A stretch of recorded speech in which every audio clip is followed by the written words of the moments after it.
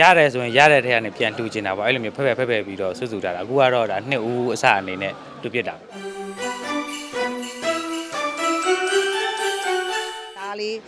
ဗညာပေါ့နော်နှစ်တိုင်းမှာလည်းအလှရည်စက်လည်းနဲ့မကွာလှူနိုင်ပါစေ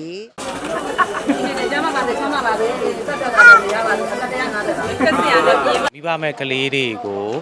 အဲ့လိုမျိုးယာနဲ့ကြီးကိုကျွန်တော်ရှင်ပြုတ်ပေးခြင်းတာအဲ့ဒါကကျွန်တော်တို့ရဲ့နောက်ဆုံးဆန္ဒ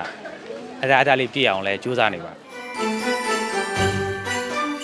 ဘယ်မှာသူတို့ဒါလိုအပ်မယ်ပေါ့နော်ဟိုကကျွန်တော်တို့လည်းအဲ့ဒါလေးလှူလိုက်လို့ရှိရင်ကျွန်တော်တို့အဲ့လှူလိုက်ရတယ်ဆိုတော့ PT လေးဖြစ်တယ်ပေါ့နော်ပြီးလို့ရှိရင်ကျွန်တော်တို့အဲ့လိုမျိုးမီကိုတိတ်ပေါ့နော်ဘယ်မှာပဲမျိုးပါပဲပြပါအဲ့လိုမျိုးလှုပ်ချင်တာဆိုတော့အဲ့ဒီစန္ဒာလေးပြည့်အောင်ဟုတ်အဲ့လို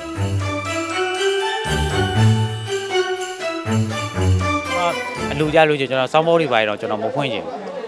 ဘာမှမဖွင့်ပဲနဲ့ဒီတိုင်းတိတ်ဆိတ်ပဲအဲ့လိုမျိုးဟိုဘယ်လိုပြောရမလဲဒီဗုဒ္ဓဘာသာအစစ်သဘောမျိုးပေါ့နော်ကျွန်တော်တို့ဖခင်เจ้าကန်ကနေဘုန်းကြီးเจ้าနေပါတယ်ဆိုရင်တို့ကတိတ်ဆိတ်တာကိုသဘောကျတာဆိုတော့အဲ့ဒီကာချာလေးအတိုင်းကျွန်တော်ကသွားချင်တယ်